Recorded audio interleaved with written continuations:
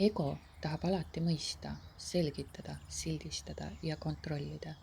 Ta tahab kõike paigutada süsteemi, reeglitesse, tähendustesse, milles ta tunneb end turvaliselt.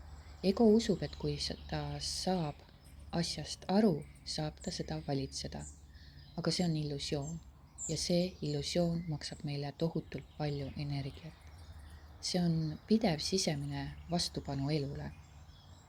Elu voolab, ego surub. Elu avab, ego piirab. Ja selle pideva pinge sees väsib inimene. Ja ta ei saa aru, miks. Aga kui sa lõpetad vajaduse, et kõik peab olema minu moodi, kui sa lased lahti mõistuse püüdest kõike seletada ja kontrollida, siis midagi avaneb. See, mis avaneb, on vool. Loomulik, kerge, elav. Eluenergia, mis liigub läbi sinu surumiseta.